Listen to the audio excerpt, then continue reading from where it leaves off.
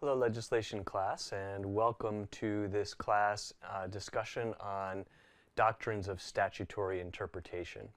And the first thing we're going to talk about in this class is what we call the textual canons of interpretation. And these canons obviously relate to how you read a text. Now, they're not applied only by textualists. They're canons that are applied by people from across the kind of philosophical or ideological spectrum of how we think about interpreting legislation. But as you'll see in some of the cases we will look at, they can be applied differently by different people depending on their philosophy. So one of the most basic of these textual canons is the idea that you should apply the ordinary meaning of words. What do we mean by the ordinary meaning of words in a statute? Which we usually mean is the prototypical meaning, or the core idea that's associated with a word or phrase. Now, a kind of trick with this is that many times courts want to look at what was the prototypical meaning of the word at the time or in the era when the statute was first written, because obviously words can change. You might have statutes that date back to the 19th century or earlier, or even decades earlier, whatever it might be. The meaning of words can change, so really, if we're looking for the prototypical meaning of what the legislature would have meant, we want to think about what the legislature would have meant in the time when it was written. Now, it can be true, of course, that there can be technical or specialized words. There can be words that relate to a certain area of industry or of technology. So let's take a environmental regulation, for example, and that regulation might talk about certain kinds of technologies that are possible to be used within the statute or the regulatory framework, or it might talk about certain levels of certain kinds of chemicals and using measurements of a certain kind. And in those kinds of settings, of course, the word might have a specialized meaning beyond its ordinary meaning, and so therefore we'd want to look at, well, what is that specialized or technical meaning? It might also be the case that sometimes we have words that have an accumulated meaning or a settled meaning in equity or in common law. And if that's the case, then we might want to look to, we're likely going to want to look to what that meaning might have been in equity or in the common law. So, as an example, take a term that you've all heard and dealt with in your first year law school classes, which is reasonable care. So what does reasonable care mean? As you know, obviously, it can be a thing that's really difficult to define, but there are ways of thinking about it that have a long developed tradition within the common law. So if we have a term like that, then we may look to the common law or to equity jurisprudence or to earlier jurisprudence to try and figure out perhaps what the legislature may have meant by the term. Now, in connection with these textual canons, courts will often look to dictionaries as a source of the prototypical meaning of a word that a legislature might have used. And at first blush, this might not seem like something particularly controversial, but if you think about it a little bit, you might ask, well, what dictionary do we use? Within a dictionary, what definition do we use? Because as we know, dictionaries often include more than one definition for a word. How do we figure that out, and will there be disputes about it? And of course, there are often disputes. Good example is the Taniguchi v. Can Pacific case. So you can see that in this case, the statute allows a prevailing party to recover litigation costs, and the statute was amended to allow costs for compensation of interpreters. Now, you might know, if you've dealt with this at all, in your work or in other classes, that it's not uncommon for a statute to provide for cost shifting or fee shifting to a prevailing party. And one of the questions you're going to deal with there is, well, what's the difference between costs and fees? Fees are generally thought of as attorney's fees. We'll see we have a case about that issue as well. And then costs traditionally include things like costs of printing, cost of reproduction in the old days, cost of typesetting, filing fees, things like that. So this statute adds interpreters to the costs that can be provided to a prevailing party. The issue that arises in this case is, does this include the cost of translating documents. So as you'll see, the kind of dispute among the justices in the case is, well, and the Alito majority basically ends up saying, when I think about an interpreter, I'm usually thinking about someone who's providing live or nearly live interpretation services. So, there's testimony going on in a courtroom, the witness is testifying in a language other than English, and then there's an interpreter on hand, more or less in real time, translating that testimony, interpreting that testimony into English so that the jury and the judge and so on can understand it.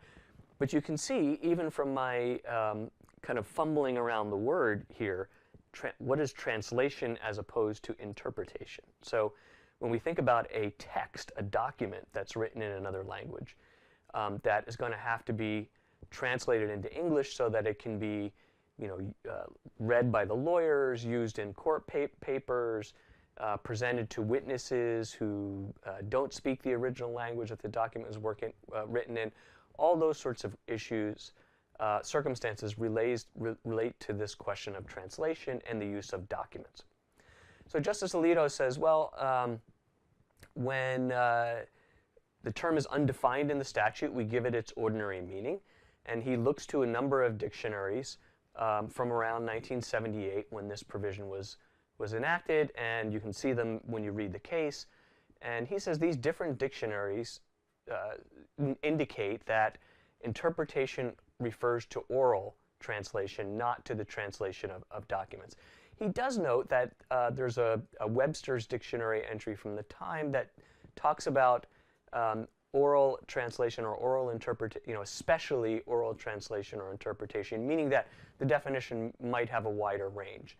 But Alito says, yeah, you could conceivably take the range of meaning of this word to include translation of documents, but a conceivable sense is not necessarily the ordinary sense. And so Alito says that the document translation costs are not covered by the statute.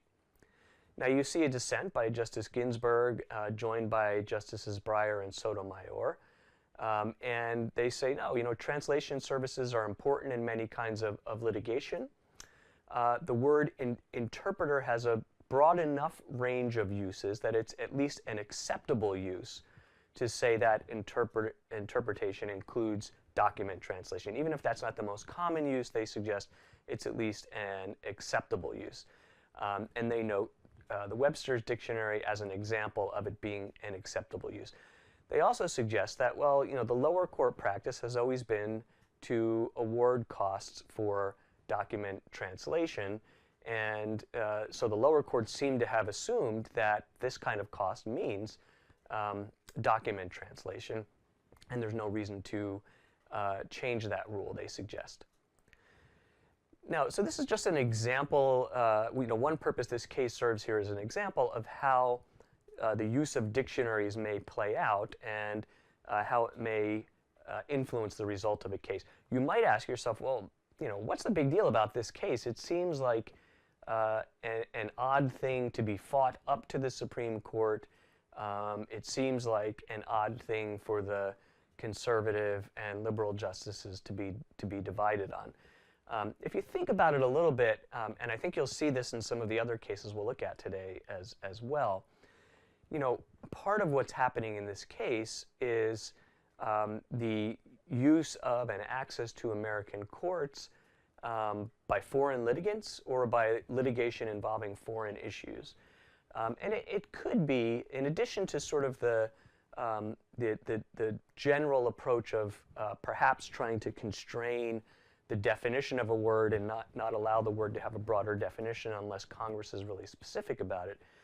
It could also be that the conservative judges are thinking, well, if this is going to be a feature of litigation in U.S. courts, and if we are going to shift fees in some way based on this feature of litigation in U.S. courts, then maybe Congress ought to be more specific about it. So it is applying a textual canon. There might also be some aspect of a policy judgment underneath it. So another case we have illustrating all this is United States v. Costello, and this is a Seventh Circuit case, and notice that this is a case decided by Judge Posner. So if you recall, Judge Posner is a pragmatist. Judge Posner is interested in applying economic theories to law. So Judge Posner is a purposivist when it comes to statutes. He's going to be looking at the underlying purpose and is going to be less inclined to simply look at the technicalities of the language. So in this case, the statute talks about a penalty if there's a harboring, a concealing, harboring, conceals, harbors, or shields from detection an alien coming into the United States. So the person who's concealing, harboring, or shielding is subject to penalty under this statute. So here, the defendant's boyfriend was a non-U.S. citizen in the country without permission, in other words, an illegal alien. He left the country, he came back into the country illegally, and he has been living with the defendant, his girlfriend, for 7 months. And the argument from the girlfriend is, well, this isn't harboring, this is a person who's living with me, just like anybody might live with somebody else. And if it's harboring, that implies some kind of secrecy or something else like that, which is not what's happening here. The lower courts had said, well, no, harboring is basically identical to sheltering. And if we look at dictionary definitions, we can see that to harbor means to shelter. Certainly if the woman's boyfriend is living with her for 7 months, he's taking shelter with her, and therefore he's being harbored. And Justice Posner says, no, that's not the way we're going to do it. So Posner's got sort of a money quote here about the dangers of using dictionaries. So it's surest index of a mature and developed jurisprudence not to make a fortress out of the dictionary, but to remember that statutes always have some purpose or object to accomplish. So notice, if you're a purposivist, if you're in front of a purposivist judge and you're arguing about dictionary definitions, this is a kind of approach that you might take and that might be appealing to that kind of judge. And he's quoting here Learned Hand. Posner also says dictionary definitions are acontextual. You can look at the words keep off the grass. You could define each of those words, and it might seem to indicate that it's an absolute command, but of course it can't be absolute. It's, if you have a landscaper, obviously they get to go on the grass because that's part of their job. This goes back to that Lieber's fetch me some soup meat example that we looked at a couple of weeks ago. There's one other thing that Posner does in this case that's really interesting and sort of worth a little bit of discussion is his use of Google. So he's actually suggesting here, well, dictionaries are one thing. Dictionaries perhaps are a little bit static. They sit on the shelf. But if you actually Google a word, perhaps you can get a more accurate, at least anecdotal sense of how the word is being used. And when he did that, it seemed to suggest that harboring has this idea of secrecy and not merely sheltering. So it's an interesting move. You can ask a lot of questions, and you can see in the notes in the book, talks quite a bit about is this really an appropriate use of Google? Can we rely on this algorithm? And so on. A last thing that Posner does here is to say that, well, we've got these different words like harbor, and we have multiple different words that are really trying to design to cover a kind of waterfront of purpose, to really close loopholes in the overall purpose of the statute. And he says it would be a mistake to try to define each of those words in a way that goes beyond that broad intention or purpose of closing those loopholes. That in fact not only closes the loopholes but plasters over a whole other broad kind of subject area that the statute isn't really designed to cover. For this reason, Posner says the government's argument about relying on a dictionary definition is misplaced and that there should not be a penalty in this case.